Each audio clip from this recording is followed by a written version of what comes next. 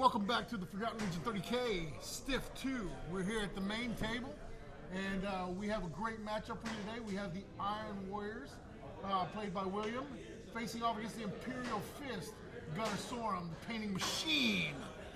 So, let's get deployment going, and I believe the Iron Warriors are the defender, correct, William? Yes, yes. All right. This is Zach with the Forgotten Legion. The traders were able to secure the airfield during the last mission. It was a brutal fight between the Night Lords and the Raven Guard, in which Ryan was able to safely secure the infiltrate at night, and it was a brutal battle, but the traders pulled out the victory, securing the airfield for them, and now the traders actually have control. So there's the loyalists trying to retaliate and take it back. Oh, there you go, bro. You're stuck behind the mic. Just checking on your camera angle. Want to get some FaceTime there. We can't rob the people at home of FaceTime. Am I in? You're right. Oh, give me the goods. Okay, yeah. That's right. Fantastic. Let's get the moneymaker in the shot. So we got the Iron Warriors deploying at the moment. We got some, what seems to be some rhinos on the field. Huge falchion, super heavy tank. Since the Iron Warriors are your forte, bro, do you want to go through their list? Sure thing. Let's see. Right as what we're looking at here, we have a Forge Lord as the Warlord, Cataphracta armor, a Cyber Familiar with a Graviton gun, and Rad grenades. His headquarters is the Master Signal with Artificer armor and Refractor field. In the elite section, we have a Legion veteran tactical squad with a Sniper Sergeant, Artificer armor, and a Power Fist. Joined with heavy bolters with suspensor web, two of them in that. My mind went blank. I'm sorry, bro. In that squad. A squad of veterans. Squad of veterans. They have the sniper special rule. They have the sniper special rule, but we do have two heavy bolters with suspensor webs and an extra 5 Marines. So 10 Marines in that unit as well. And they'll be mounted in one of the rhinos. William is placing the appropriate model on top of his rhino, so you guys at home can see. That looks like that looks like the veterans right there up against the side. Is that correct? With the guy with the sword. Yeah, nice. Okay. We also have a troops for a troops choice Legion Tactical Squad, and 2 Legion Tactical Squads seem to be armed identically, and each one of those is in rhinos as well. With the extra 5 Marines, so we're looking at 2 10-man squads with sergeants and artificer armor. Yeah, sounds good. And of course, the Lord of War with the Falchion Super Heavy Tank Destroyer, Multi-Melta Space Marine Crew Armored Ceramite. He took the Armored Ceramite, bro. You know, which in a 2,000-point match, I've always looked for.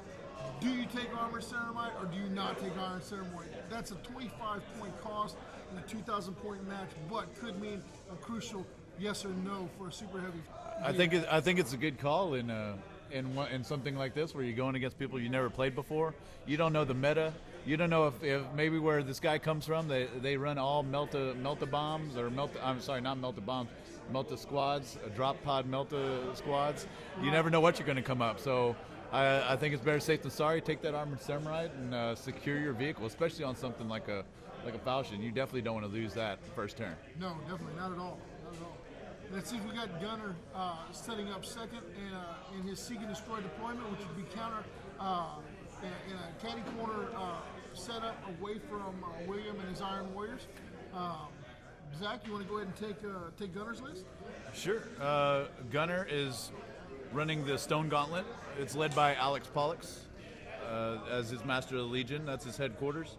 He's also got a 15-man breacher squad with Vexilla and Meltagun and a Nuncio Vox. His sergeant in that squad's got artificer armor and a breaching charge. Is next. He's got another 15-man breacher squad. Looks like it's armed pretty similarly with the breacher charge and melta bombs and artificer armor on the sergeant. And another tactical support squad that is armed with Volkite calibers, 10-man tactical support squad with a sergeant with melta bombs and artificer armor. That could be a pretty devastating unit. 10 calibers. It's got the quad mortars Ooh, yeah. Ooh, quad mortars. We get to see these in action. I can't wait to see how the quad mortars work. This will be the first time I've actually got to see them using the new rules from Book 6 Retribution. So he's got a three rapier quad mortar team. And he looks like he's got them tucked behind that landing pad, which is. I'm not sure if that's where they're deployed or if he's just getting ready to deploy. Yeah, he's just getting ready to do that. But he looks like he's definitely securing that Sons of Horus Fire Raptor with looks like one of the breacher squads there. Such a beautifully painted army too, guys. Man, I tell you what, the pictures in the camera don't do it justice. We got to see this thing firsthand. And if you're any fan of the modeling hobby, painting yellow is such a hard color to capture. Yeah. But Gunnar seems to do it with ease, and with the quickness too. We got to see this guy in action over the course on the South Texas Horse Heresy 30K page. He was gracious enough to post his work as it developed, and his stuff came along real nicely. And I really like the way it turns out on the field today. Oh yeah, it looks fantastic. So moving on with his list, he's got a fast attack, a Xiphon Interceptor, which you'll probably see getting deployed pretty soon. That's also armed with the armored cockpit, chaff launcher, and ground tracking auguries. He's got the also it comes with the armored ceramite, which will probably come into play, and that chaff launcher gives his Xiphon Interceptor a 4+ invulnerable save against missiles. Now I think that might come into play since you had a big Havoc squad, right? Oh yeah, Iron Havocs? Yes, with missiles. With missiles. So I bet that seemed to be a good move right here in this point for Gunnar. Gunnar also has his heavy support choice. He's got a Legion Medusa. So dropping pipe plates, dropping some 10-2 pipe plates. You know, it's really good to see some of these units on the field, like the Xiphon. Like so many people, you know, wonder, hey, is this worth a unit worth taking? You know, and this gives the folks at home a great opportunity to see these units in play. You know, we get so many questions on the webcast about quad mortars. You know, because you know these models being as expensive as they are, people like to know how they feel or how they work. And I'm really pleased that we're going to be able to see a lot of these units in play today. Yeah. Stuff like the Falchion or the quad mortars or the Xiphon Interceptors. So we're in for a treat, I believe. Yeah. And the last unit on Gunnar's Imperial Fist Army is the Sakaran Venator Tank Destroyer, which we all know can be real devastating on a field at all times. It's also armed with the last cannon sponsons, got auxiliary drive, and the armored ceramite as well, taking advantage of that armored ceramite. And so armored ceramite, yeah. Yes, there it is again. So yeah, we all know that Venator is armed with that neutron beam laser that can totally negate even super heavies. Yes. From using those template weapons. So let's see how that works out. A smart play against that Falchion. So that wraps up the Imperial Fist Army. Let's talk a little bit about the field of battle. This setup is the Airfield. It's beautifully painted, brought to us by Mike Gupton, owner and operator of GOLDMINE Games. GOLDMINE, oh yeah, definitely. GOLDMINE in Richmond, Texas. You know, we're very fortunate to have Mike in our corner at Stiff 2. You know, some of the most beautiful terrain, and I wish you could see his other table that he brought down. But man, I tell you what, the color of the buildings, that subtle jade green really offsets the browns in the terrain. You know, and the fact that all the landing pads really tie in together gives it a feel of like an airfield. You know, he really did a great job putting this all together. I know he worked tirelessly over the last probably a couple months. You know, assembling, putting it together, getting it just right to fit just right. You can obviously see the elevations, the topography of it all. You can see those rhinos, the Iron Warriors rhinos coming down the hill like that. It just gives you a better feel of how this army is about to go down, how this battle is about to go down. And there's nothing better than playing on beautiful terrain. And, nothing was spared. I mean, even the crates and the boxes and the pill boxes and the blocking a line of sight. I mean, even the piece in the middle gives the feel of like an air traffic control tower. You know, so you know, all these minute details really tie this board in, and it looks like anybody would be honored to play on a field of battle so gorgeous. We were up here last night, actually. Mike was. We were lucky enough to have Mike drive down, and at 2 a.m. we were setting this thing up, setting up these tiles, getting them out of the car, and setting them up so we'd have it all ready for today. Yeah, he told me earlier that he had a cumulative about 8 hours sleep in the past 3 days just trying to get this terrain ready. Yeah, we greatly appreciate that. Again, that's Mike Gupton at GOLDMINE Games in Richmond, Texas. If you can't find it in GOLDMINE, you can't find it anywhere, because he's got a great selection. He's got it all, and I believe these pieces of terrain will be ready to be played on at his store. Sure. So we done with deployment, guys? Yeah, I think we're good. Okay. Fantastic. So we're gonna start rolling off for go first.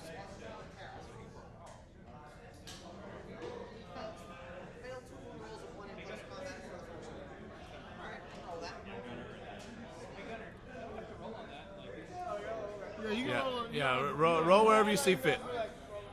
We've got a camera that can see it all. Oh, I got it. Try to see? You're gonna let me go first? No. So the ever elusive sees the initiative roll, and a Gunner negative. does not seize the initiative. You know, that seize the initiative can change the course of a whole game. Oh yeah, definitely. You know, I can't tell you how many times where I've set up to really go at it, and then bam, I lose the initiative, and there I am with my ass out in the wind. Can I say ass? It's okay to say ass, right? All right. You said the ass word, bro. I don't think you're supposed to say the ass word. I think it's okay as long as you don't follow it up with like asshole. If you say asshole, then maybe You gotta have a pause, like Yep. a good like half a second pause in between it. like. I just drew a blank. There it is. There it Okay. is. So anyway, we got these rhinos moving up. Real aggressive move by William and the Iron Warriors. Pushing forward with the falchion as well. Falchion looks like in a good position to take some good shots. That large piece of terrain right in the middle blocks quite a bit of line of sight. It looks like he's utilizing that to move his troops up. Infinite barrage, don't need line of sight. Now, the 18-inch, there was a 9-inch radius given an 18-inch diameter in the middle of the board in the seek and destroy setup, which was basically a no man's land. So that piece of terrain right in the middle was barren. Spot on. Looks like he got a direct hit there on his breacher squad with the falchion. This could cause some serious damage. Yeah. What's the 83? It's practice. Oh, it's also D3. My fault.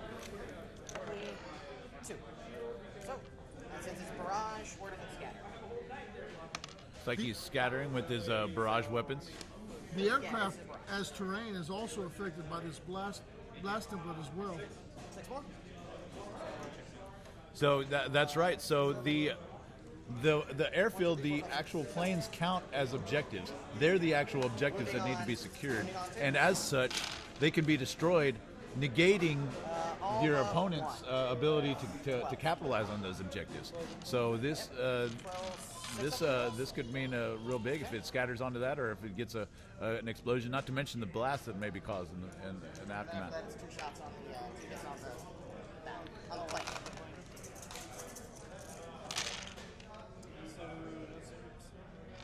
Now, since the traders were the victors, they are actually the defenders in this match. Yes, that's correct.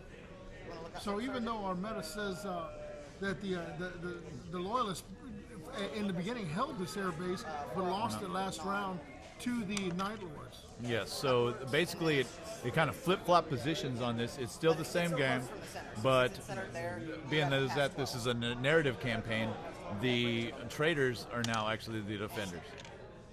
So just 12 guys. What would be 11? No, because they all fell. Looks like I see some models getting removed. And then its coordinates on the plane. So 2 pick the highest. This is for the void shield. That's a devastating blow with that And falchion. The void shield is yeah. down. I don't know how many models just got removed, but it's Yep. That is was a pin and get on the plane. definitely a hurt The plane only has one locker plane. put on So, the all one Imperial plane. Fist. Oh, nice. Sweet. So, trying to warn you. I know, right? Yep. Got a little one that they're double-sided. It's kind of cool. So, the Falchion is next. The Falchion will be targeting his twin-link volcano cannon right here. Because I'm not snap shooting. No, thank you, sir. So, and twin links. For that. And spot on. So 1D, and since it's right there, So are we on? Are we still muted? so I roll on the D. Yep, and it is. This D3 portion of the plus segment one, is or brought to you by D3, Grim and Brothers you get Coatings. cover. Grim Brothers Coatings for all your coating needs. A lot of our prizes, they were supplied by Grim Brothers Coatings. Some pretty cool Steins and Belchers that were powder coated and laser etched for this event. For all your coating needs, Grim Brothers Coatings, Victoria, Texas, 2806 Delmore, 361-237-0193. So we also do Yeti cups. You personalize your Legion with a custom Yeti cup, something that you may like this right here. Yeah, there you go. Iron Warriors Yeti. He's gonna take his. Yes. Very nice. Grim Brothers for all your coating needs. So that. Back to the action. That was well done. Back to the action. Looks like. One pen, one nothing. So 4 up cover. Well, let's see. Let's see what's going on past that Falchion shot. The Falchion's still shooting. Looks like maybe last cannons. Oh, there was just a pen. Oh, there was just a pen. Oh, it's one pen. And it's dead. This is it. Goes up. Another devastating blow. Oh, is that Venator? Venator's dead. The Venator has Sorry, been Venator. taken out. Ooh, and that right there shows you the benefits of taking that first turn, bro. Yeah, that Falchion seemed to just crippling blow right from the out the gate. So The other two last cannons are gonna see if I can ship the last still got one. more last cannon shots. It's not done. Just when you thought it was done, It's still going. that Falchion's still going out. And all I need is a glance. See, the plane's this dead. is what I love. These super heavies that you get to see one every once in a while, but I mean, not everyone has that array.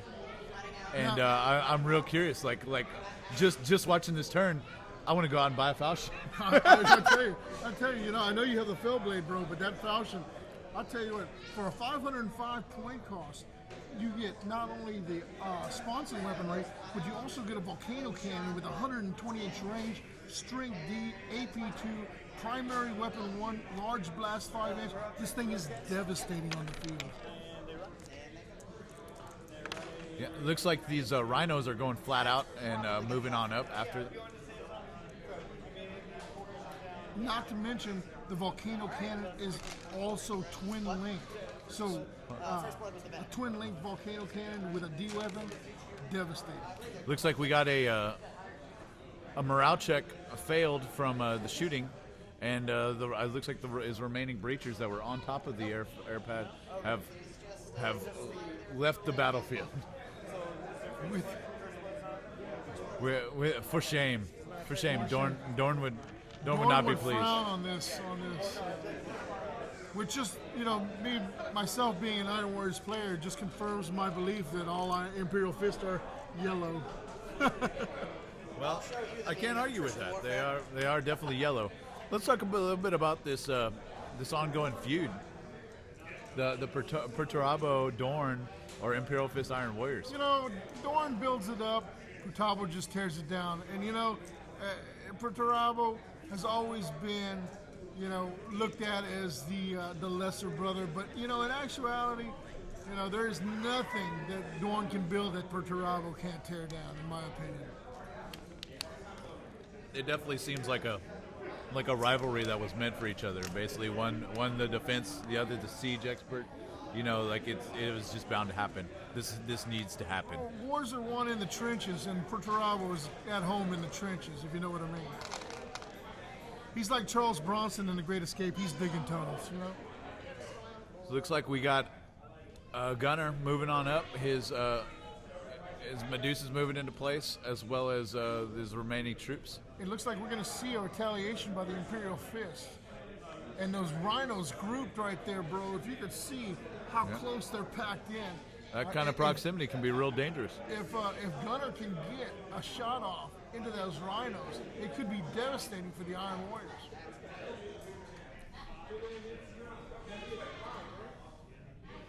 But you know, we're afforded an aerial view of the action. Does he have line of sight? That's the question. Also, taking out that Fire Raptor puts Gunner at a disadvantage, taking that scoring objective out of his reach. So he's got to make some moves. He's got to move his guys out and hopefully secure some objective, get some points, because that's the name of the game. You know, you can kill all you want, but you got to score those victory points. Oh yeah. It's like a two birds with one stone on Williams' part. Gunner lines up the shot. He checks left to right. He's checking his range. Oh, they're well within range. Or, unless he's looking at something else.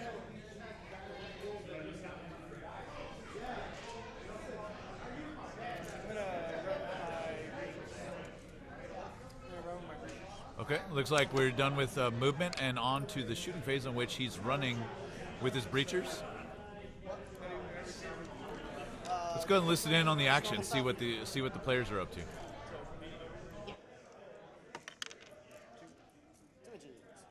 So I mean, Keep on trucking. they're in it, you know.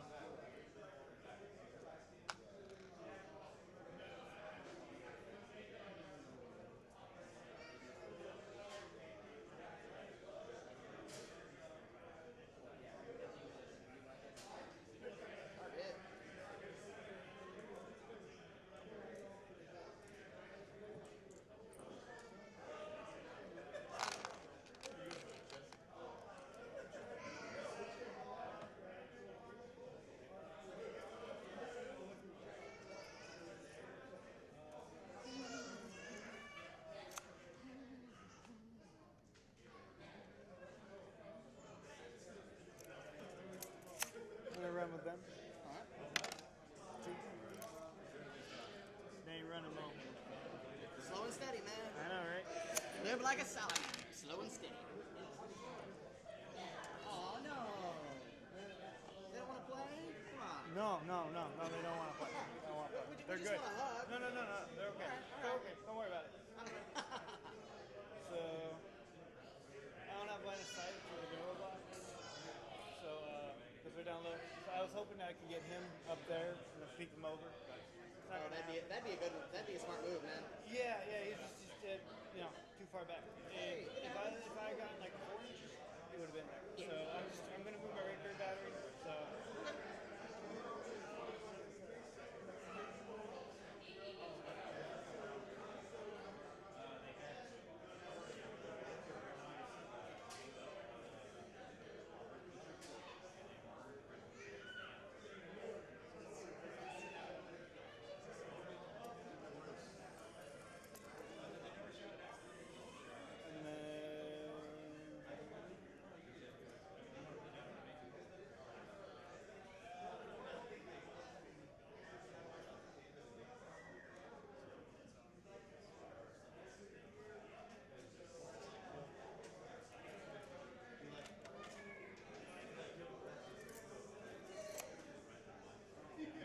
Alright, your turn.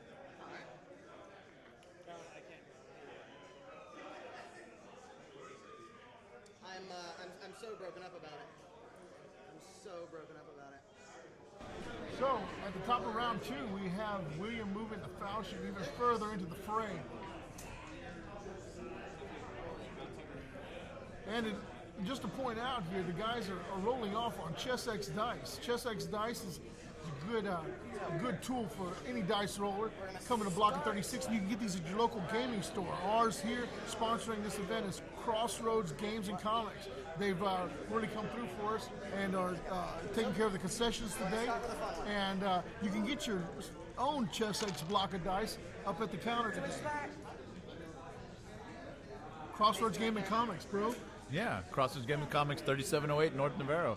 It's my shop. It's run by gamers for gamers. We've got our own private rooms. We play Warhammer there. If you're ever in South Texas or ever in the area, come by, check us out. We got a ton of terrain. A lot of the terrain that's being used here at Stiff 2. It's going to be available there. If you want to get a game, contact us. We'll set it up. We'll be there anytime. We're always ready to play. So contact us and contact Crossroads Game and Comics for all your gaming needs. We'll be there. All right, going back to the action. Looks like the Falchion is once again dealing out more damage. You can probably get covered from that. Yeah, you're going to get covered. Yeah, that'll work.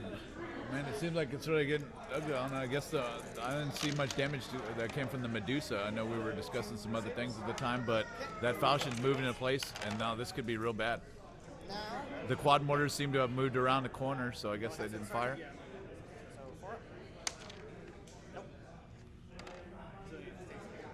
And another Imperial Fist has fallen. Gunner removes those Imperial Fists man for man. To the Medusa. Yeah, I'll be taking a Lord of War next time. Lord, they're nasty. I feel bad. Yeah, they didn't get the Lord of Wars. They don't give that title out lightly. And that is, you can take a cover save from that, from the Medusa. Yeah. Otherwise, it is D3. D3. Yeah, we're looking at. So let's see if this Medusa can hold out. Try to empty dice. So, D3. D3 hold points. And then pin result +1 because it's open top. So, yeah, check on that. What has line of sight to that Medusa? Can we get an angle on that? Man, I wish we had a tabletop view.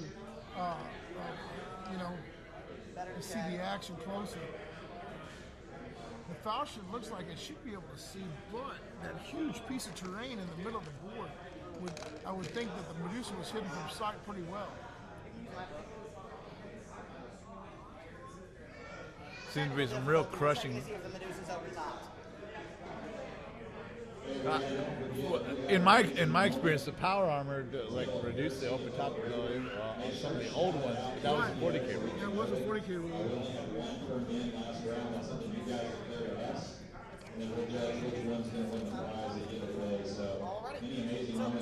I don't see that here. It says no, right? Yeah. I didn't believe so. The only thing I know of that's for sure open top. Those drop pods. Drop pods are open top. What is it? Yeah, 5 on the pin jar. Oh no, it's more than that. 5 is weapon destroyed. Yes. So what weapons does that have on? The siege gun and the heavy bolter. So 1, 2, 3, siege gun, 4, 5, 6, heavy bolter. Okay, that's on you. Okay, we got to roll off here for let's see what happens. Siege gun. Oh, for a weapon destroyed. Looks like the siege gun has just turned that Medusa into a rolling coffin. Rolling. It's got. Then we'll take. It's got a hole mounted bolter. 2 pot shots at the support squad with the last cannons, because why not? And that right there, folks, is 155 heavy bolter. That rolls around the field. Twin link bolter. Twin link bolter, I'm sorry. Yeah, it's just a twin link bolter. Oh, we've got breaking news for the rest of Stiff 2.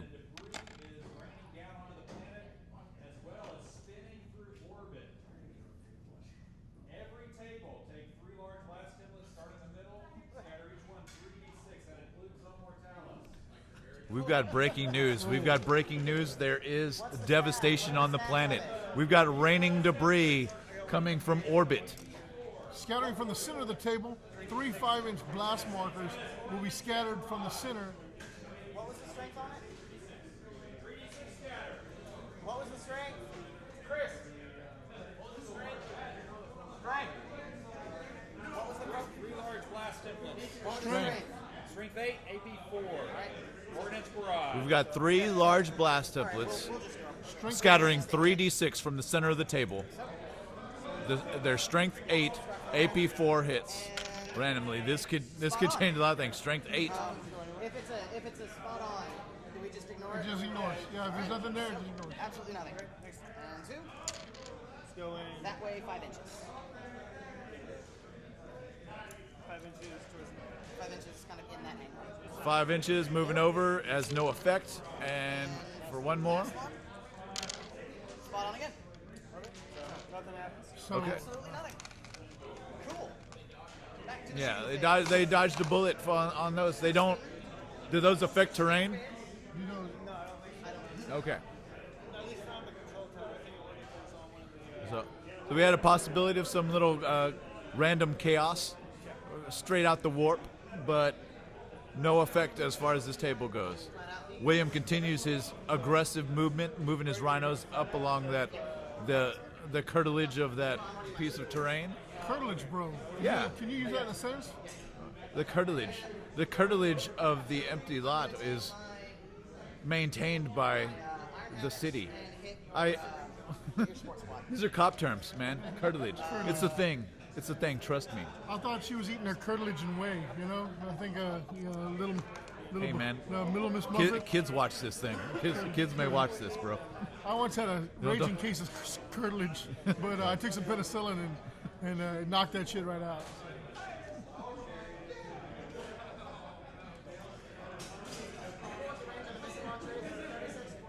48. 48. And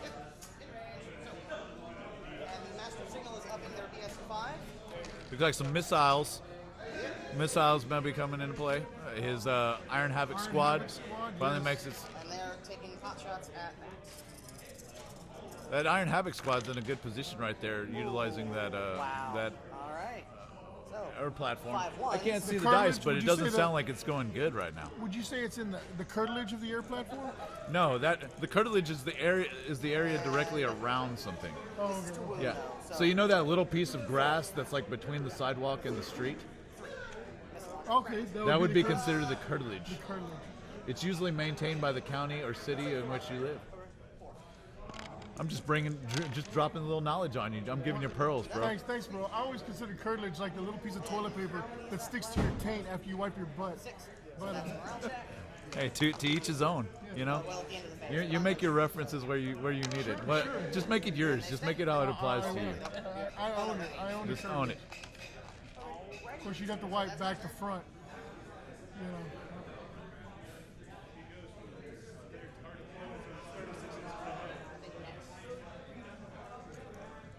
So William surveys the field, trying to figure out where he can amass more destruction. As the bottom of round 2 turns to Gunner. You haven't moved anything. Oh, what a nice guy, William. William reminds Gunner to roll for his reserves. Comes in. And here comes the Xiphon. The Xiphon intercept. The Xiphon has entered the table. Much What needed a support for Gunner. what a great display of sportsmanship. You Arm- strike or you flying off the edge? All right. Give me something else to shoot at. Oh, Gunner. Oh, he turned it all around. It went from sportsmanship to I just need more targets. So such an Iron Warrior. What's such an Iron Warrior thing to say? Give me something to shoot. Cool, calculated, devastating.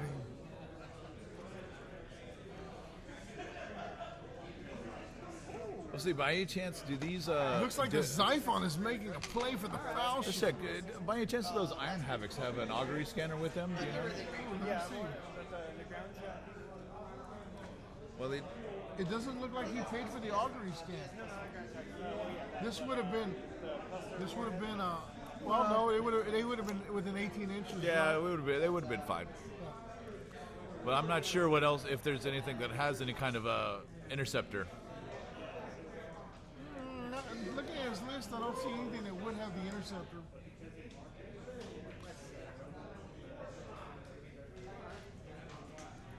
What is that Xiphon armed with? Anything that we can?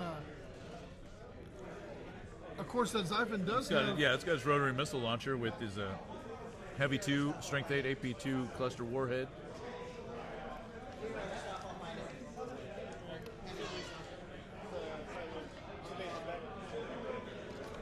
Which sounds bad.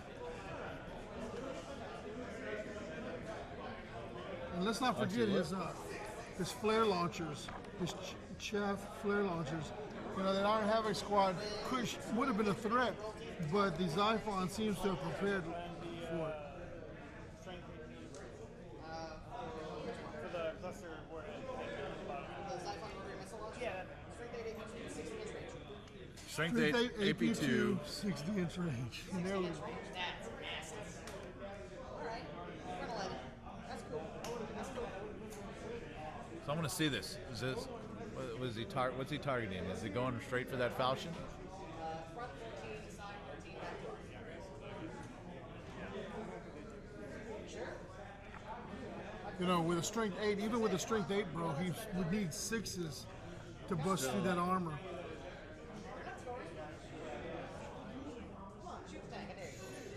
Oh, the Iron Warriors have thrown the gauntlet down.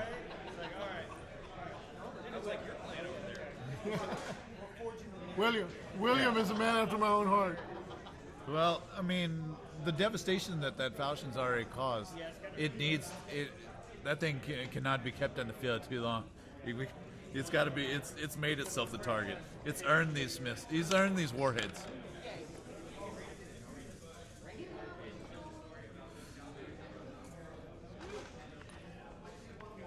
William has informed me that in round 3 he will be arming the main volcano cannon with dildos to shoot directly at the Imperial Fist's buttocks. What's the severe insult to What's the injury penetration of those dildos? All right. They're pink. Large. Gunner continues to line up his shots. Developing line of sight at these rhinos. Does he have it? Yeah, no, we just need to. It's gonna come down to Pollux, man. He's just gonna walk up and try one open. William advised that he strategically placed his rhinos in a place where he is positive that there's no line of sight, and it does not appear to. Funny thing is, he actually could pin a rhino with that power fist.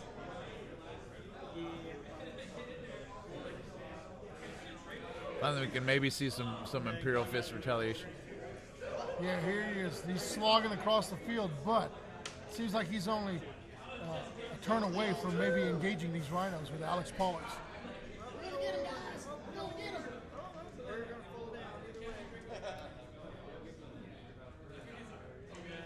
Yeah, that's right. Gunner moves his troops up into position. Very conservative movement. Yes, I do actually. Maybe got a bad move through cover roll, perhaps. It doesn't look like he got the full 6. Right. It looks like he is still stuck in cover. The support squad? 6? Hey. There's the 6 he needed. And he's moving on up. Now this is where tactics really comes into play. Yeah, you don't want to get too close and lose the charge, but you don't want to get stay too far away and ruin your next shot. Personally, bro, now that Medusa has lost its main weapon, I would use it as a block. But that's just me. Yep, that Medusa. I hope he doesn't forget to just complete. It's still useful. It still can be useful as cover to move up, blocking line of sight as well as blocking his troops. Yeah. And it still could be used. Hopefully he doesn't disregard it now that siege gun's out of play. Looks like we've moved on to shooting.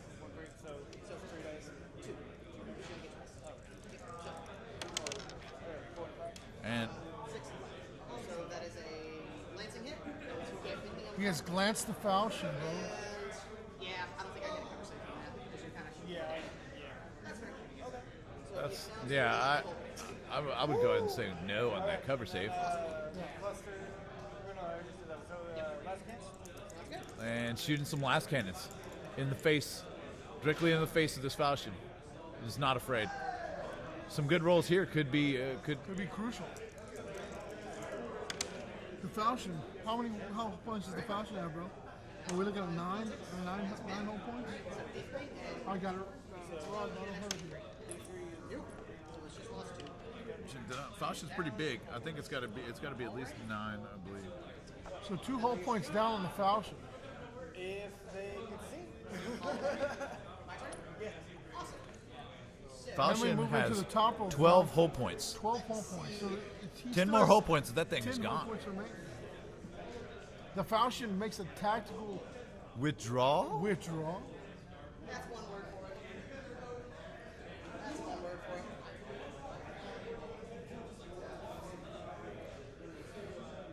I'm telling Perturabo.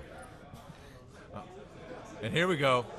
We're going to see some action on the left side of the board here as these rhinos finally make their final approach. They move out of the crevasse. We got a serious bottleneck going on here. Yeah, it's a traffic jam. Looks like he's working his way into an armored column, bro. Oh. You have a 4 pinball. He does have a 4 pinball. Again, William letting him know about the chaff launchers. I never played it, man. It's like, I got them on the last. No, chaff launchers, Glancing on- specifically against missile launchers, they get that 4-up pinball. Let's see. Strength 7, what's that? 14? Armor 11? That is 11. You say strength 7? It's Strength missiles 7 are. with my flak missile. Strength 7, AP4. Flak missile, so I'm sky fighting. Okay. Lancing on 4s, putting on 5s. I thought Mrs. was still there. 10 glance. So roll the glance separate. That fell. Why don't we listen in on their action right there so we can see what's going on their end. Go through. Two Go through. whole points.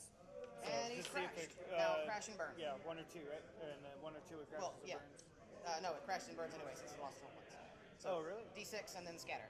Oh, okay. 2d6 and scatter. So you got a scatter die? Yeah. I Spot did. on. Doesn't matter. So just, Kaput. Goodbye, Zyphon. Real big thing. I'm getting one of those. The Falchion, dude, they're amazing. I was torn, man. I was thinking either the Falchion or the Typhon. So, Good show. Yeah. yeah. Yeah. So, let's see. All right. We're gonna go right here. Okay. I got you right on that guy. Yep. And then I put my scatter die down again. Yeah, you just Why do I keep Okay, sweet. I don't want to use yours. Twin links, because thank goodness. Spot on. So you're hitting 1, 2, 3, 4, 5, 6 guys. 6 7 guys. 7 guys. It's touching his face. 7. 7 D results and the Medusa. None of them are instantly dead, sadly. So that is that many. Call it 4-up cover. That many cover shapes. And then one of those is on, well, it's coming from the front. So if you take them a couple at a time, because one of them would hit Pollux. Okay. So 1, 2, Sure. So yeah, do, from him first? yeah. 6. So he's good, keep Okay. going. And then we'll do that guy next? Well, no, you gotta keep going until he's dead. Oh, you keep going until he's dead? Yeah. Okay, I got you. That's a 1. Okay, so he's dead. And then the next guy, And then it'll be him, right? Yeah. Him? yep, and you've used 3. Yes. Okay, so 3 more. And then that's a 4. He's good. He's good. And then it'll be Pollock's next? Well, no, because he hasn't died yet. Oh, So alright. you keep going on him until he dies. Okay. Now he's dead. So now this last one would be on Pollux, unless he wants to look out, sir. Look out, sir. It's a 4. So he does look out, sir, so the nearest guy, and then take a 4-up cover. He's fine. And now on the Medusa. Anything but a 1 and it's gone. Boom! Medusa, 4-up cover. That's right, you got a cover on it. So 4-up. Got it. Well, You're not getting victory points for it, so. I know. All right. Now,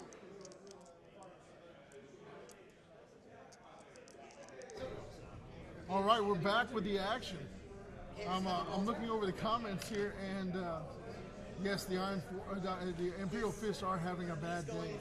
And we are running a 2,000-point game here, 2,000 per side. The Falchion just seeming to systematically take apart the Imperial Fist. It appears that he just doesn't have an answer for that D weapon. The Xiphon was taken out by flak missiles from his Iron Havoc squad. 3 guys inside it with heavy bolters are taking a crack. And I think that Xiphon was probably the last real hope, chance. the forlorn hope. We have we still got those quad mortars, but they're way out of range, I think, and that's probably that might have been his strategy in moving back the Falchion. Not having anything else to take it out, he can basically sit back there and drop them Ds all up in his face and chest. So that guy could be that guy. And forehead. And hair. And then I think that's really the one I can see. But it has shrapnel, so they need to take a pinning. Yep. They are not pinned. Alright. So.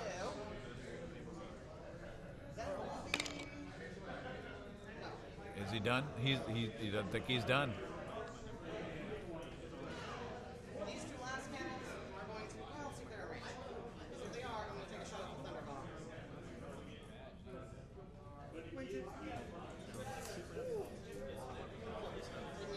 I think Williams now seeing that by destroying the objectives, he negates Gunner's ability to take any of these points home for his team. It's a bold strategy. I like it. I like it. Brought down his wood shield, and I got a pinning hit on him. So, pin results. Doesn't matter. Open for explosion. So, he's down to 1 whole point. Looks like the traders are like really pushing to defend this airfield. Single-handedly, without these rhinos being in place, we might get some shots. All right, Get some finally shots the when these quad mortars. mortars come into play. And I love these quad mortars, man, and they just got to beef up. They got more options with the new rules.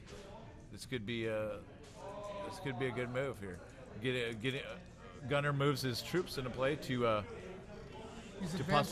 possibly gain a charge if we was able to crack open these rhinos and destroy the sweet innards. You know, we always refer to rhinos as rolling tombs, but in 30K they really make increase the survivability of the troops. Yep. It definitely taking the fact that normal troops can't really hurt the innard, or you feel like you're wasting bolter shots or whatever shooting at them as opposed to troops. Gives them the opportunity to get up in the guts. Gunner is just struggling, trying to find something to shoot. He's really out for blood. He wants to kill something.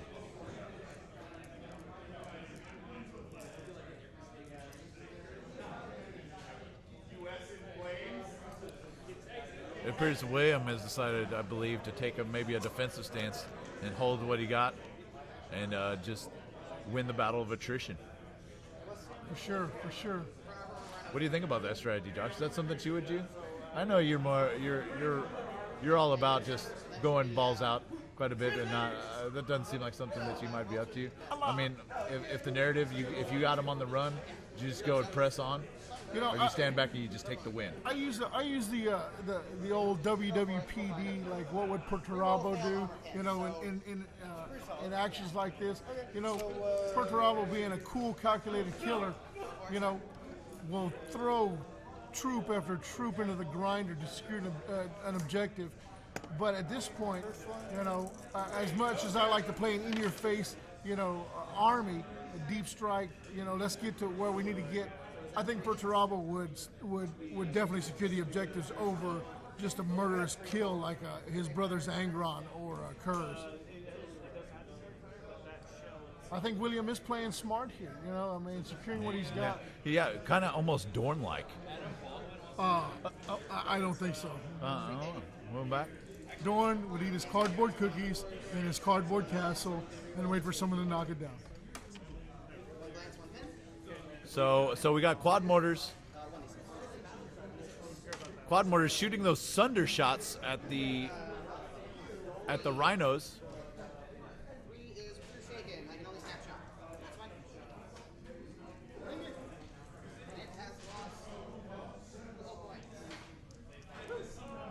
those quad mortars with those thunder shots can be real devastating to vehicles. Looks like we did 2 whole points to that lead Rhino, but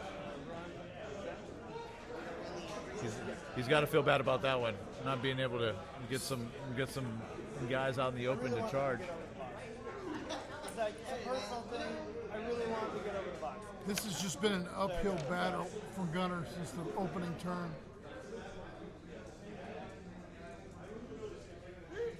Looks like a run move. Oh, he finally made it. He crested that terrain. I don't have a good view right here. I got a big Thunderhawk in the way. Where is Alex? Where is Pollux right now? I believe he's right in front of the Medusa. If I'm correct. Is that him right there, bro? So is that the Breacher Squad with Delta guns, or are they gone? I think we squad had one of the Okay. Sweet. Yeah. For Bloody Hand? Yes. Adam Baldwin, we're sending you the list right now. Adam Baldwin, I loved you in Firefly. You're real good. Last Ship, that was a really good show. Adam Baldwin, you were great in Beetlejuice. Adam Baldwin. He played Jane. Adam is a Baldwin. You were in Usual Suspects, right? Yeah. No, Adam Baldwin. Adam Baldwin. Well, He played Jane in Firefly. He was the one in Usual Suspects? No, that was not. Adam Baldwin is not a Baldwin brother. He's not. He should be. He should be. But anyway, Adam, you asked for it. You got it. That is not the guy. Sorry, you're not the guy from Firefly either. But he's Jane was sweet. pretty awesome in Firefly. And I guess if you grow up with a name like Jane, you got to be badass. We here at the Forgotten Legion, we love those Baldwins. We cannot get enough of those Baldwins. They keep putting out quality stuff. From Biodome to Glengarry Glen Ross. I can't believe you hit the Biodome. Not Biodome. Beetlejuice, So man, I tell you wanted the list. You wanted to see what caused all this destruction. You got it. You got it. Yeah. The Legion abides. Yeah. Yeah.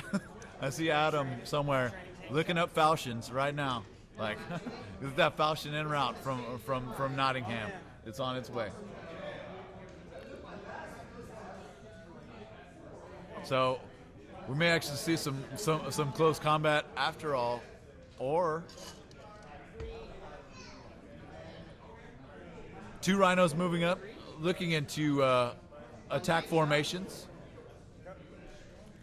And 1 rhino decides to whip around the back, maybe doing a submarine move like a pincer. But yeah, Williams definitely realized that he's got control of the board right now, and he wants to keep it.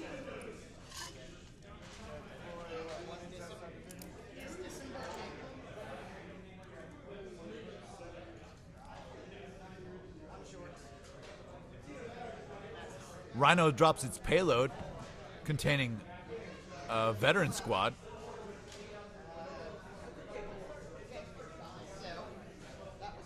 And I do not have a good view of the other rhino. Did it disembark? I think he dropped back to. No, the rhino in front. The one rhino in front. Let's see. No, he has not disembarked. So maybe perhaps a tank shot move. Tank shot, yes. Okay. So, It's a tank shot. Yeah, we got a tank shot. no one ever does it. I don't know why. I don't know why. I know there's some dozer blades on there, and there's some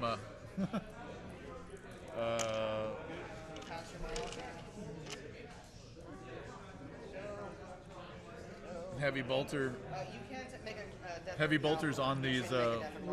We'd like to take On a these moment. rhinos. We'd like to take a moment to give a shout out to Legacy Cards and Games. Legacy Cards and Games here in Victoria, Texas. They donated some of the prizes for this event. Yeah. We have So you basically Ryan just Lambert move was out of also the way. on hand to Help help out. assist in the judging of our painting. Yes. He's the owner operator of Legacy Cards and Games located here in old school Victoria, gamer Texas. from Victoria, Texas, right here in That's South good. Texas. Donated a Calf box as one of the prizes, an Overkill Death Watch box as well. You know, it's good to have support like that here in this town, supporting the gamer scene. Thank you, Legacy. So,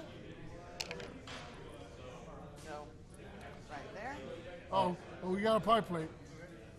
Oh, we got Small pie. Small pie. a small pie. Small That's my pie. That's small pie. Head pie. Head pie. I get the Medusa and a siege. A little Revenge of the Nerds reference there. Oh, he's just the relentless Oh. pounding, the pounding and the pounding. This Medusa with its twin-link bolter, its rolling twin-link bolter. He's not done. The Falchion wants to hit it, but we all know that can cause devastating results if it explodes in the middle of Marines, which like it is. It's fine. And the Medusa. Ooh, Adam Baldwin came back with Oh, no, the. sorry, you got it covered. His Night Lords have a falchion, so he has the foresight to own one of these massive Lords of War. And he's dead. And now does he explode? No, he does not. Medusa's Rex.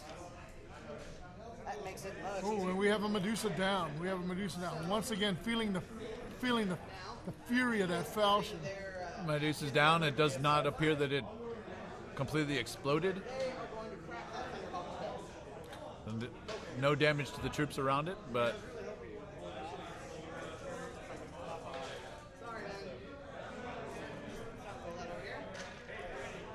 Iron Havoc Squad, it looks like they're shooting their missiles. William is not going to be happy until he's achieved total annihilation, it appears. Tank Hunter? Why not? Yeah, he's dead. He can't explode because I'm only 83. But Thunderhawk's dead. So, no big Oh, shooting the Thunderhawk, correction, shooting the Thunderhawk, eliminating any chance for victory points obtained from securing that objective on that entire side of the board. We are going to run 3. So basically,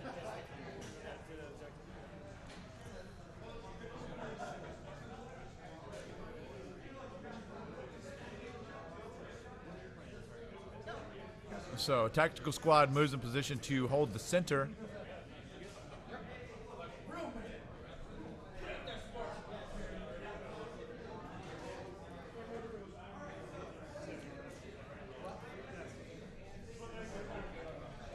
Looks like we've moved. Looks like we've moved on to the bottom of the third. Gunner's third turn. Trying desperately to get into some combat and destroy some stuff. Gunner needs to watch his lanyard, which is carefully placed right over the Thunderhawk. What a great angle. What a great camera. And he sees it and catches it out, protecting the goods. You better rein in that penis, bro, because it might just knock it right over. Yeah, rein it in, reel it up, just give it a little reel. Just I like the wrap around, the leg wrap around the move. You know, Yeah. some Oh, like to yeah. tuck, I like to wrap. I like to fold it up, like so my belt buckle actually holds it in place. You know? Yeah, Josh utilizing the Texas belt buckle rule. It can cut off blood flow if you got the girth for it.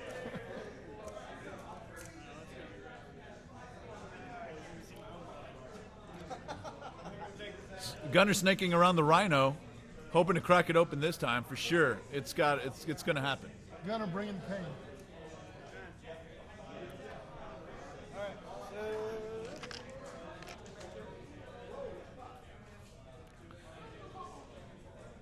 Unfortunately, those quad mortars placed behind the airfield have not been a large factor.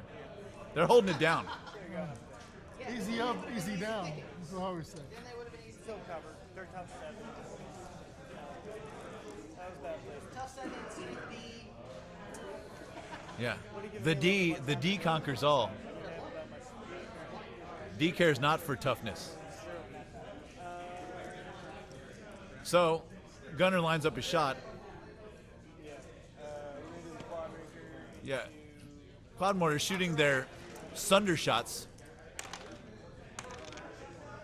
And This should take care of this Rhino for sure. And he connects. Yeah, all right. The Rhino already had two I believe this is Yeah, you can get covered. Yeah. cover saves cover taken save? by the Rhino.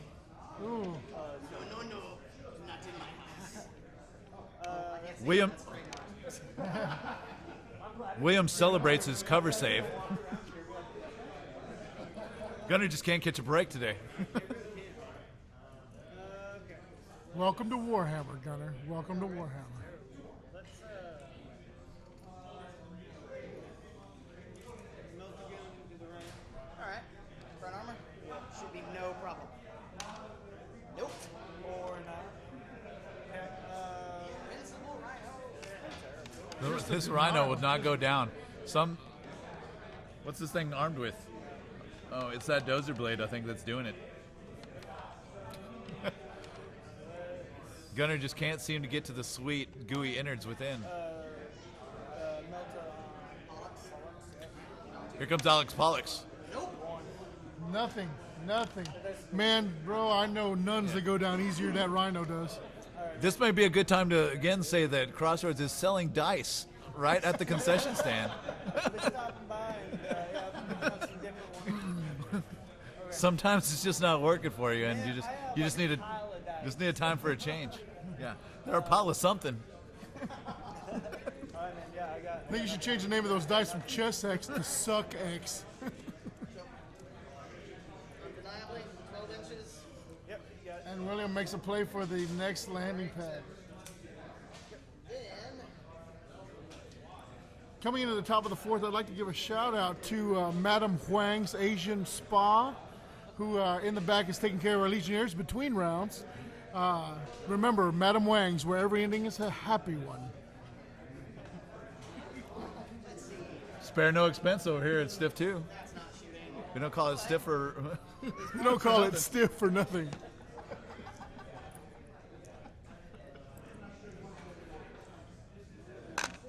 is not. Wunderbar. Wunderbar. So, That falchion is everywhere.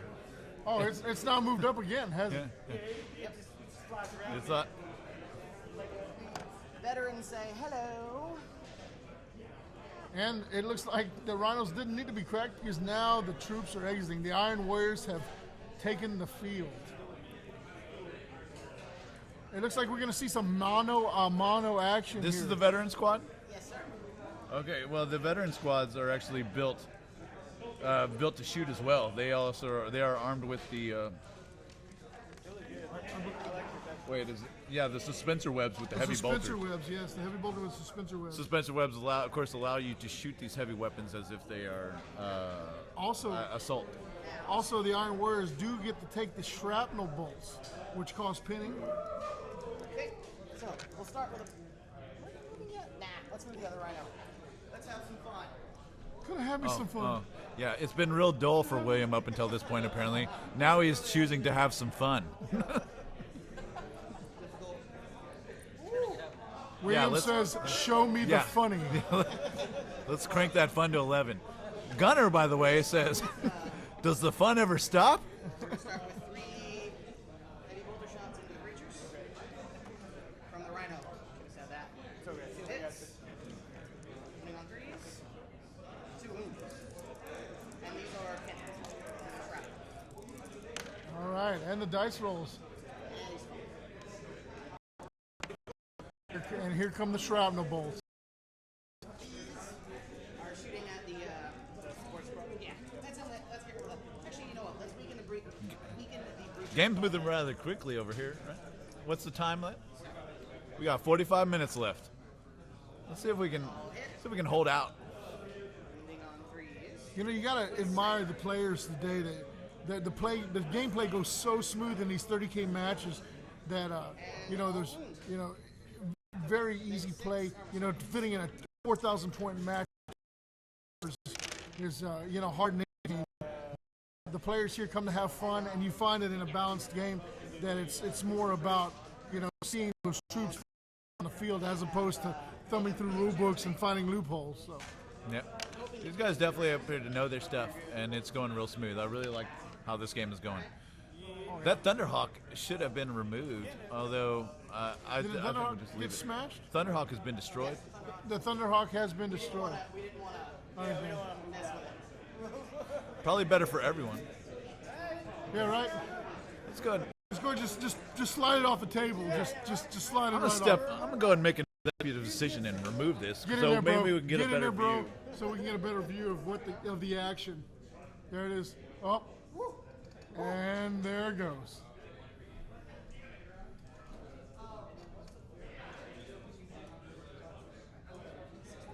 And then the rest of the veterans. So nice to see a Thunderhawk on the table, though, even if it is just terrain. That Thunderhawk is just massive, man. It is I massive. feel like a 20-pound dumbbell. That thing was huge. It's just solid resin. Solid.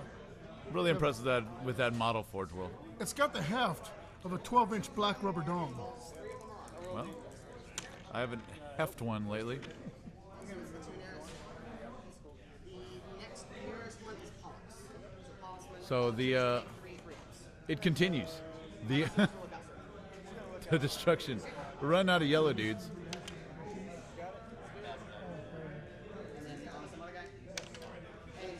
As the veterans come in, and I do not believe that they're shooting.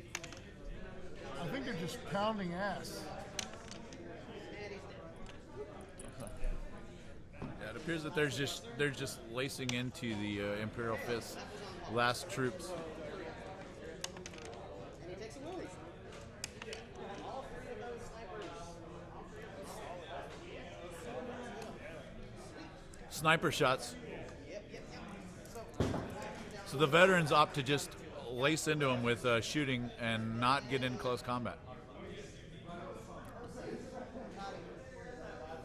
William's still trying to just find more targets. He just doesn't have enough targets.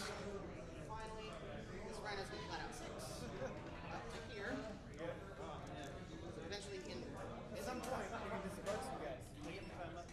Tactical squad going for a sightseeing tour to the other air landing pad. Seeing things are well in hand. It just decides to go check out the local scenery.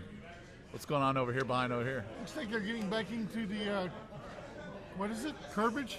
The curtilage, I believe you're talking about. That's it. Ironware's Tactical Squad securing the curtilage.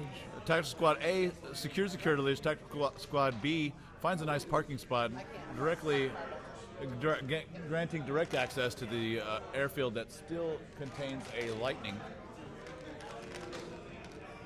Is that a lightning? That is the lightning. No, I think it's a Xiphon over there. In the far. Correction, a Xiphon interceptor. Xiphon interceptor. oh, they need to make morale checks. Poor gunner tries to get in combat, and William advises him, no, you make your morale check, which he does. I think they're pumped up. They're ready to go. They want to get some action. I want to see it.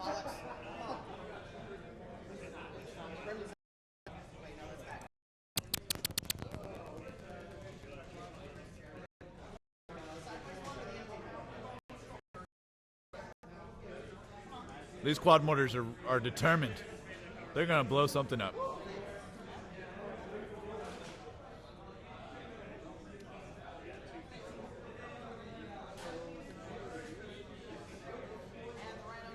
Rhino's The down. Rhino has fallen. Yes. Oh my God. First blood. Except like 8th blood. First blood for the Imperial. So Rhino goes down, clearing some of the way, and becoming terrain, blocking line of sight.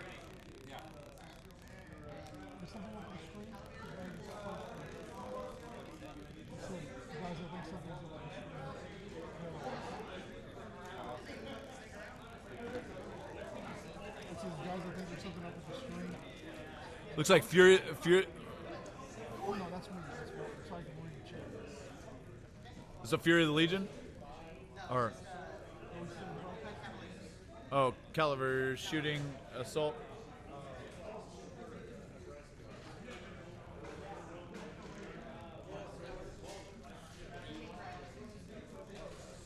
Here comes his support squad shooting its Volkite calibers. Look at all those shots.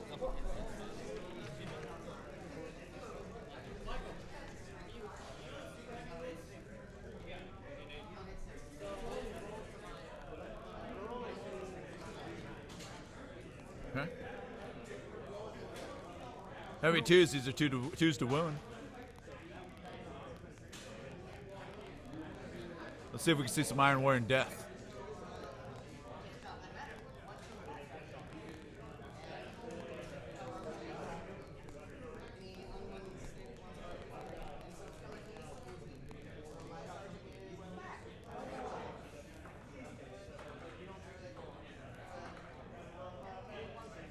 One wound. Deflagration roll inbound. It's an automatic hit. You have to roll to wound. So 2 up to wound.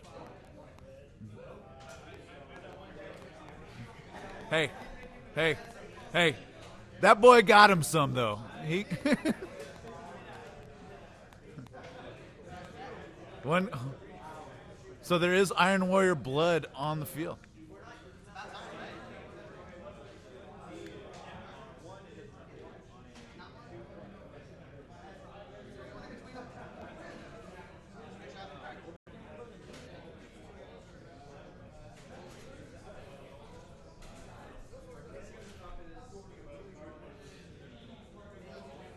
Gunner continues his relentless assault of shooting, desperately trying to defeat the Iron Warrior troops.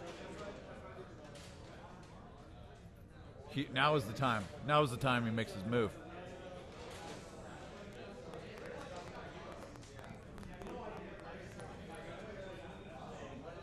Josh checking on the live chat. Yes, I love to watch live chat comments come in. I apologize for being a little quiet, but I'm trying to catch up with the live chat so we can better make this experience really special for you guys at home, streaming at home.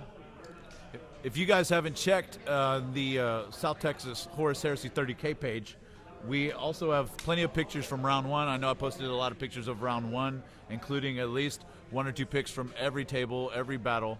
I tried to get as much as possible. We also will have some video coming out post-Stiff with interviews of people as they're actually playing. So please check us out on our site, and you'll be able to see those people that talk about their strategies, talk about what's going on at the battle at any given time, and we will keep putting out that footage. So keep checking redneckmulletfights.com for all of the Heresy footage from Stiff 2. And remember our live webcast, which happens every Wednesday night at 8 o'clock. Used to be Sunday, but we moved it because of the Walking Dead conflict. However, you can tune in weekdays at 8 p.m. on Wednesday night for live TFL coverage. Right. And also don't forget about the podcast, Radio Free Istvan, which you can find on. I'm sorry, we're on SoundCloud. Just Google or just check SoundCloud for Radio Free Istvan. I'm sorry, we've got a rules. This top of turn 5. Top of turn 5 and check Radio Free Istvan on SoundCloud. Look it up. It's Chris and Michael discussing all things heresy, including their own backstories and armies that they play. It's full of good heresy information as well as just banter. Hilarious banter between the two. Sure, and, there's always banter, hilarious banter. You know, we love Radio Free Istvan. Also, if you're in the mood, tune into Hot Heresy Nights with Zach and Ryan. Coming soon. Going to be just 2 dudes in a comfortable atmosphere discussing heresy and units in which we probably use every day. But some who would like to find a resource in which they can utilize these units maybe a little bit better can tune in to Hot Heresy Nights with Zach and Ryan, in which we break it down real sexy like. Smoking jackets, underwear optional.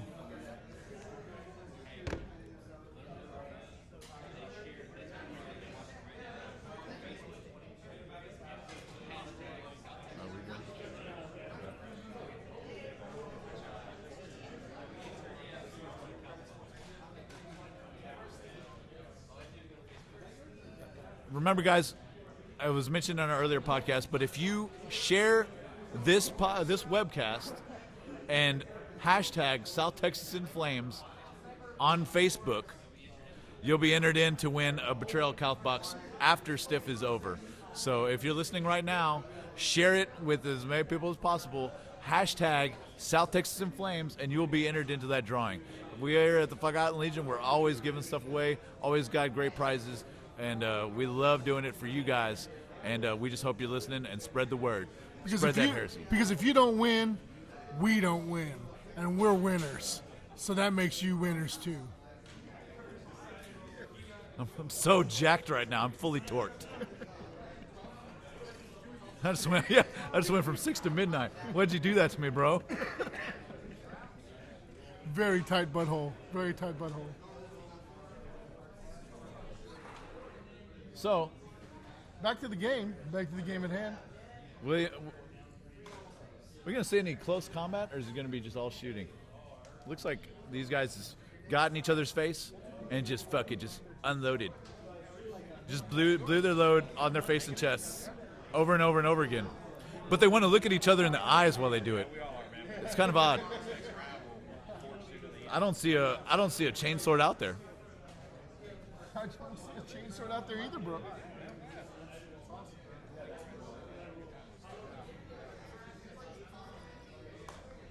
And William makes his way up to the upper air landing pad to intercept the Xiphon and secure that objective. Scenic views up here.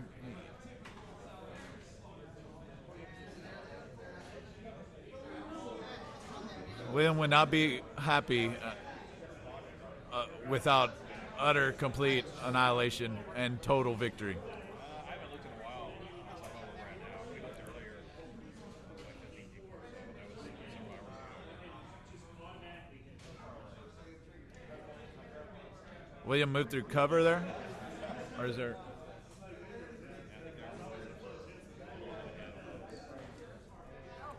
William moving up into secure his whole side of terrain. All right, guys, for those of you chiming in the chats, yes, I mentioned Stiff 3, and it is in the works. However, we do not have a date quite yet.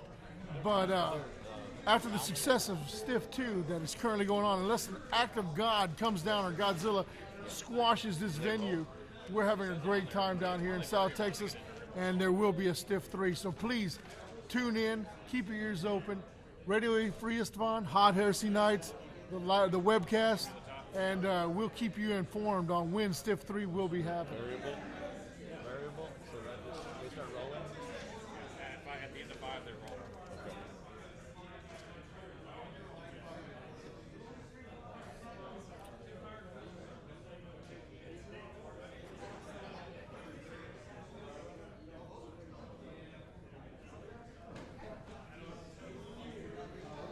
I can't see, bro. You got a better look. You got a better view than me. Is Alex Pollux getting the fray?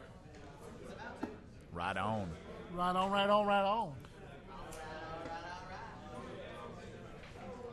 Quad motors. Get a view of these guys sightseeing on top of the terrain. There it is. Drop them 3-inch blasts. Drop them. Drop them right in your face.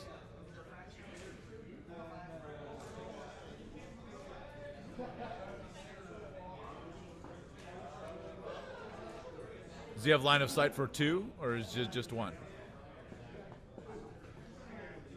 Hey, correct me if I'm wrong, bro, but I believe after this battle was this was the turning point in which Alex Pollux actually became a Crimson Fist when the Apothecarian removed it from his own buttocks.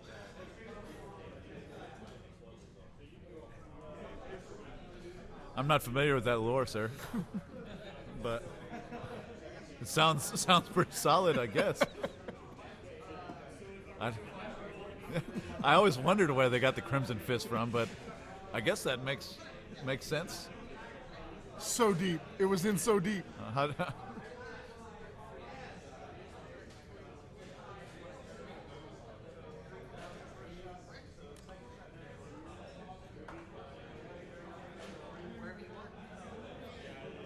It flips.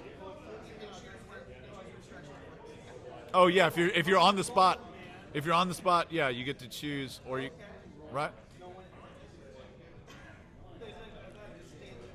No, after it flips the first time, you get to flip back when you're on the spot. Right? Frag missiles. Here. Invade us.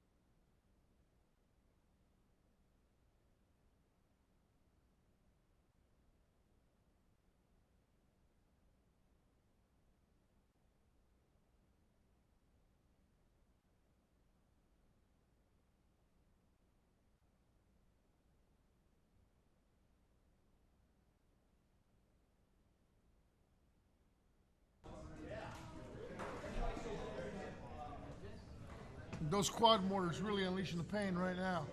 It's about time.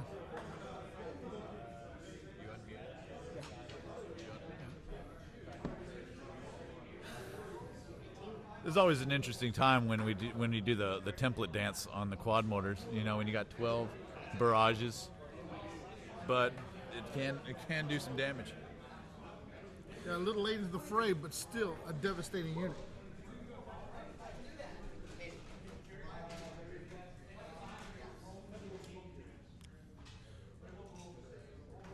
If you guys at home didn't hear, it's 22 3-up saves. 22 3-up saves. Statistics are against William at this point. Oh. William takes one. Wow, that was an amazing roll by William.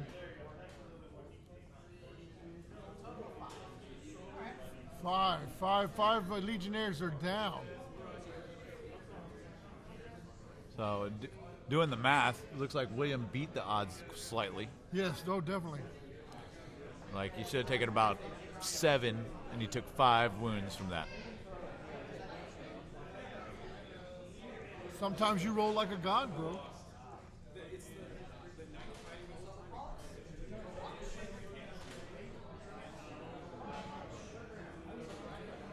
We got Alex Pollux making a charge, making the charge. Here comes the Overwatch rolls. No 6s.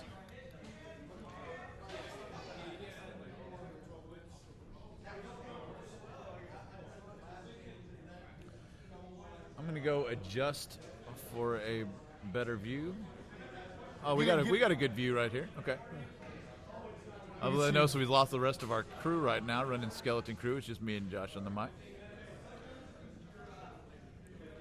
I want to remind everybody that we're playing Stiff 2 in Victoria, Texas, where the origination of the Forgotten Legion. Victoria, Texas, for those that don't know, is in a central location known as the Crossroads between Houston. It's about 2 hours from Houston, San Antonio, Austin, Corpus, all of these areas. So if it's a centralized location. Bro, for those of you out there that don't know, Victoria is a geographical oddity. It's about 100 miles from everywhere, but is in absolutely nowhere. So if you just happen to find yourself in Victoria and you stop, you might just find yourself in the 30K zone. Find us. We're everywhere. We guarantee you're close if you're driving through. If you're driving, I don't know, anywhere in South Texas, you can find Victoria. You can find us, play a game, Crossroads Game, the comics, and the Forgotten Legion. I've just been informed we are at the 15-minute warning, so the countdown is on here. I believe that this may be. This is the end of turn five. 5, so being that it's a variable length, they should roll after this anyway. Right.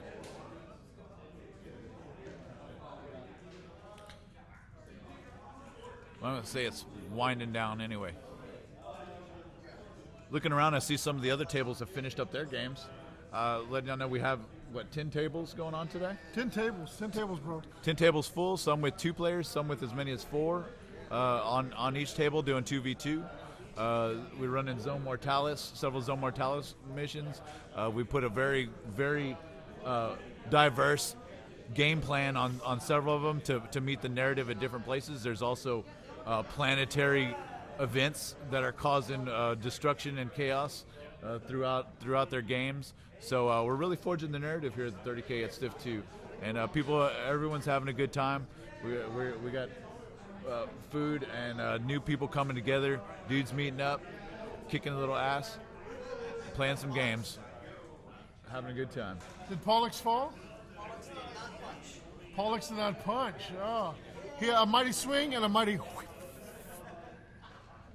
At this moment, I'd like to give a shout out to one of our Legionnaires, Chris Pretty, who put together the missions.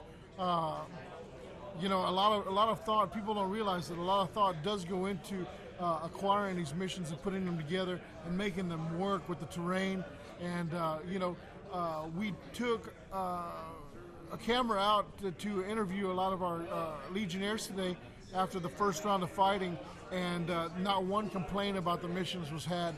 And we will be posting up the interviews with the Legionnaires that played here today to let you know exactly what they did, you know, the tables they played on, the missions they played. So you not only get the feel of this live stream table, but you also get a feel of the other missions going on. You know, we have a lot of cool deployments that you might not see at your local gaming store. And thank you, Chris Pretty, for putting together the packet today that brought everyone together to have such a wonderful time. Hell yes. The titties. Yes, very big titties.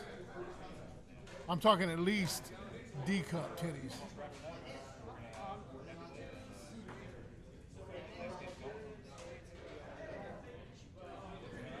And so just out of curiosity, let's fast forward into like the 50, maybe even 60K universe, right? Pieces, it has spread across the galaxy. There's no more need for the Space Marine Legions. They're all getting up in age, of course. The regime is not so tight, where they're working out every day and keeping their bodies in peak physical condition, because pieces encapsulate the galaxy. God forbid, Emperor forbid. But do you think? Yes. Yeah. Okay. We are at 10-minute warning, so if you do start, we do have to proceed. Yeah, get it done. If you guys didn't hear that at home, William has opted to do his Iron Warriors special rule and to bitter end, which means normally we'd be rolling for the variable game length, as it's the end of turn 5, but he is opting to play it out to the bitter end. He is not happy with his performance today, apparently. He just wants a little bit more, trying to get the maximum, optimize his army. The hate for the Imperial Fist has got to be deeply It's very rooted. evident. It's very deeply evident. rooted, like a root deep. Yeah. So deep.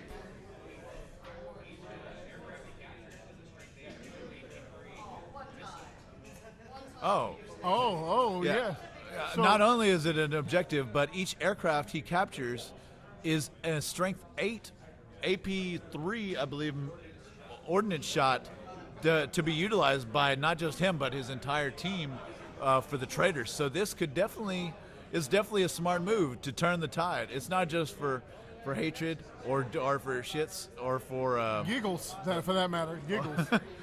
or just to maybe perhaps be a dick, but he actually just wants to help out his whole team. So really, it probably is a smart move to utilize that option at this point, because those could very well be turn the tide on another table. Okay, so back to my discussion. Peace, 60K. 60K. We And have Peace the atrophy. You're worried about atrophy in the well, Space Marines? I guess my main concern is bitch tits. You know what I'm saying? Because these Space Marines are really genetically enhanced.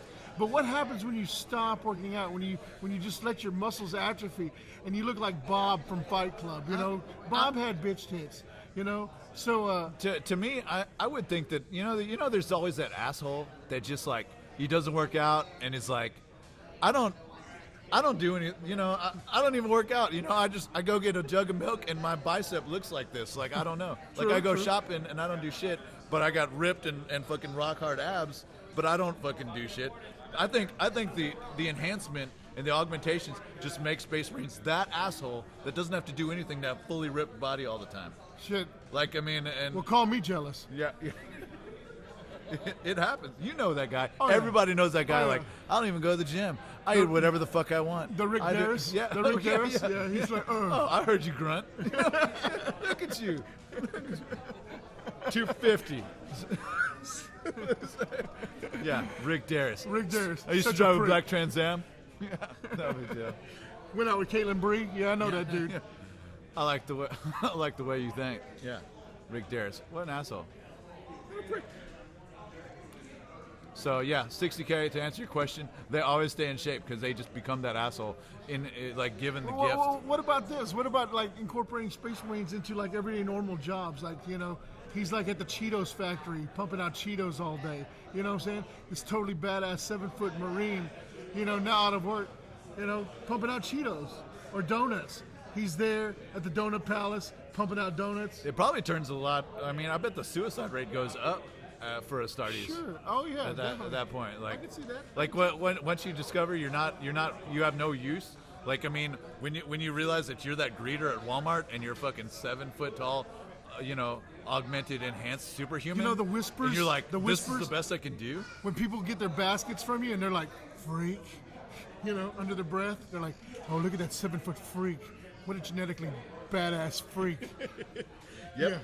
You just want to go home and fucking start your bolter, Lead sandwiches. Okay, so back to the action. This is a nice little interlude right there. The Imperial Fists have won combat by 1. Alex Pollux pulls it out. This may just be what they needed to,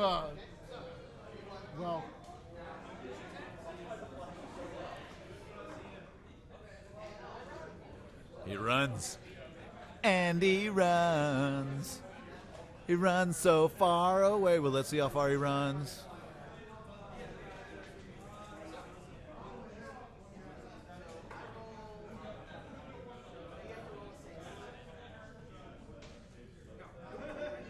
And he gets away. I do run, run, run. I do run, run. And they shall know fear.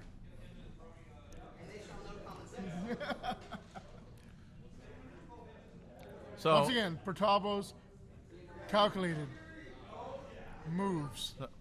So as we wind down to round 2 of Stiff 2, I'd like to give a special shout out to the Forgotten Legions tech team.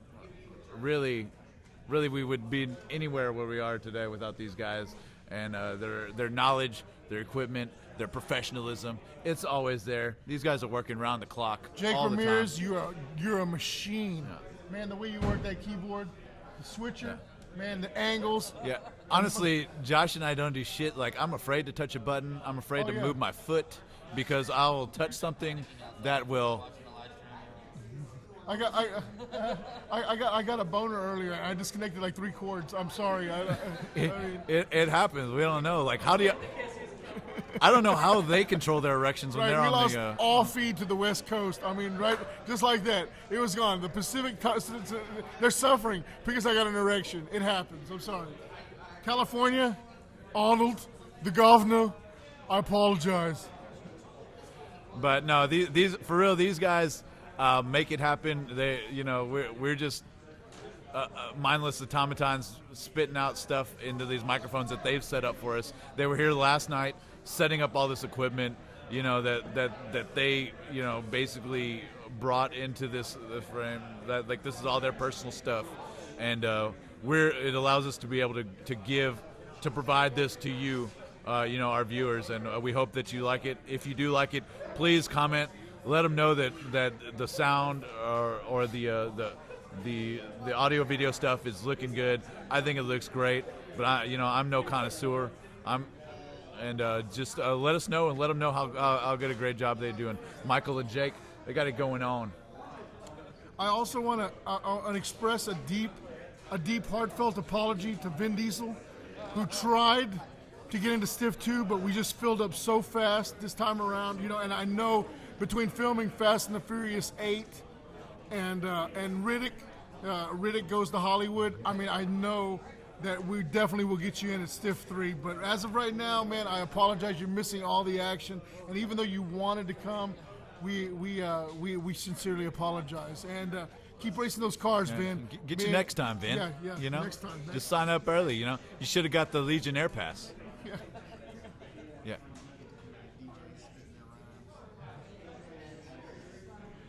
Oh, speaking of the Legionnaire Pass, we had a heck of a swag bag, bro.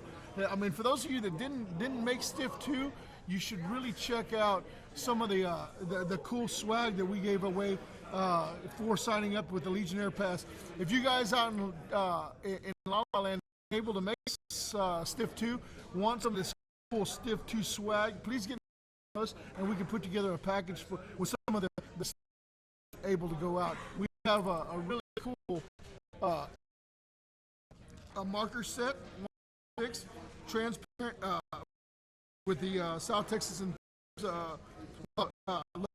also the region, transparent. Show them on the camera. We don't. Oh, we do have a camera. Fantastic. Let's look over here. On your left. These objective markers are fantastic. Let me get one of these out. This is a big marker 5, and this is the Stiff 2. The on one side, can you zoom in there? Oh yeah, that's fantastic. And on the opposite side, we have the Forgotten Legion flag with our logo on there. We will be offering these two while you can pick up some of this cool swag. We also have this fantastic rule marker. You have the 12-inch side, the 6-inch side, the 4-inch side, labeled with our South Texas in Flames 2 logo. Fantastic stuff to have out there. When you whip this out at your next game day, we have a winner. Sorry to interrupt his HSN moment. Let's go. So we do have a winner, fellas. What do we have points wise here? Pollux is all that is left. And I tell you what, Pollux is one tough SOB, but the Iron Warriors dealt the hand today. From. Oh, let's not forget about the quad mortars out there. But those, yeah. But Alex Pollux, he's going to ride one home with his doggy bag, and he's going to have his leftovers. Definitely earned respect for that falchion and its powerful D's. Oh yeah. Yeah. I expect to see a yellow one at Stiff 3 with a big old fisto on it. Exactly, a perfect target. So looks like an absolute dominant victory for the Iron Hands today, putting it to the Imperial Fists. Definitely want to give a shout out to Gunner and William. Man, they brought the pain today, and they gave a hell of a fight. Yeah. Gunner stuck it out to the bitter end, and William took it to the bitter end, if you know what I mean. Yeah, excellent armies, excellent paint jobs on both sides. We like to we'll tally up the results. Looks like they're going to be dishing out some missile shots probably for Williams. Can we pan out on these two guys and see what they thought about the mission? Oh. Hold on. Yeah, this thing's got Now right. back a little further.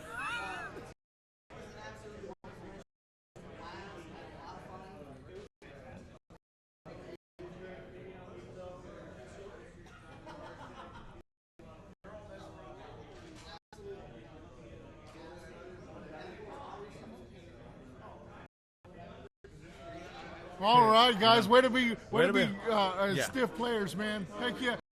You guys in round 3, all right? Heck yeah. To look at the rest of stiff action still in the process. We're going to pan around We're here. gonna pan around. We're gonna look. Looks Oh, like yeah. the Look Arctic right there. table There's the is- Arctic with is the, done. yeah. The city fight also brought to us by Goldmine Games and Mike Upton over there in the corner. Those guys are still going at it. The Alpha Legion and the Iron Hands still up. Oh, yeah. And over on the Mortality table, looks like we've still got actually going on. That is 2v2. Yeah, looks like we have the Alpha Legion, the Dark Angels, It looks like Alpha Legion and Death Guard are going to be versus Raven Guard, and Mark Miner is playing Death Guard as well. He's playing Dark Angels. Dark Angels. Oh, Dark Angels. Yeah. Dark Angels and Raven Guard. That should In be a that good tight combo. confines of that zone, man, I wish we could get. You will see on the roving video we'll post. You will see that board. It's fantastic. Very tight quarters. Very strategic objectives. You know, a fun table on a 2 versus 2. Moving on, I haven't got a chance to even look at this table as we've been wrapped up in this carnage over here. The next table is the flex table, the Angry Mojo Sand The table, Angry Mojo Sand table. which yes. is the Lord of War flex point list. Look at the Dorito and the Leviathan in that shot. Oh, isn't that great? Yeah. Look at that Dorito. That's a cool ranch Dorito up there on that top. Oh, yeah. Oh, and yes, if you take notice, hold on.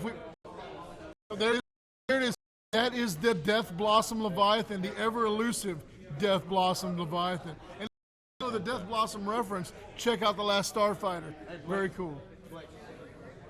Yeah, there it is. There it is. Some Castellax on top of the building. Oh, we're just looking at the table. And I believe that's the Shadow Sword and a sci-fi. Very fantastically painted models. And the last table, I think we still got plenty of guys left on that table, so they're still duking it out. And over on Oh, look at that. I think those are last naked table, pictures. the high ground. Naked pictures. Yeah, look at that. Oh, he's looking at it. Yes. The high ground Definitely. table, it looks like we still have Guard and the World Eaters duking out on the high ground table. No kidding. Death Guard and World Eaters, fantastic. I hope to see some of that footage later on. Thunderhawk, it's cool.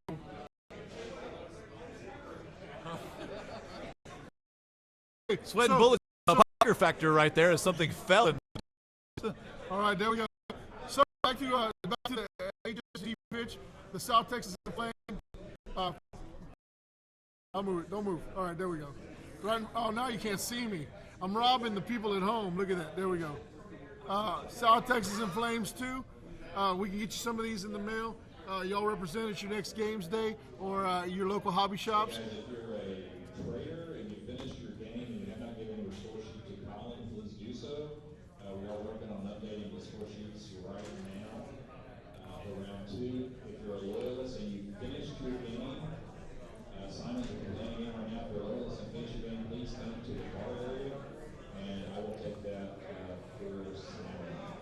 Also, the games in progress, wrap up the turn you guys are working on, and have a 50-minute break when we get these. So if you guys missed it, long story short, we had a killer swag bag. Like they're all customized, Stiff 2 style. They had we got these objective markers, we got the templates, we had T-shirts, we got pins, we got Buttons, yeah. We got it all. We're giving stuff away. We're also promoting. We had event exclusive prices on Betrayal Calc boxes. things that only we could provide. We wanted to make it fun for everybody, as well as everybody's leaving with something. They also got custom Forgotten Legion 30K objective cards, which are Oh yeah, let's see some of the objective cards. which they fit in sleeves. If you brought these to your game, you could bring your game up to a whole new level. We all know that y'all may play with some of these objectives. They're super sweet. They are There we go, there we go. yeah, right here with the Forgotten Legion 30K logos on the back. If you're not playing with these, then you're doing yourself a disservice. Then you're just not playing. Yeah. Pick some of these up. They're custom fit. You can put them in your Magic the Gathering sleeves. Protect them. You can use them for the rest of your life, and bring your game up to the whole new level. Hey, and remember, for you guys out there in YouTube Streamland, when you play hard, but when you war, you don't play at all. That was so awesome. He said it with conviction too. I love it. I thought it was gay.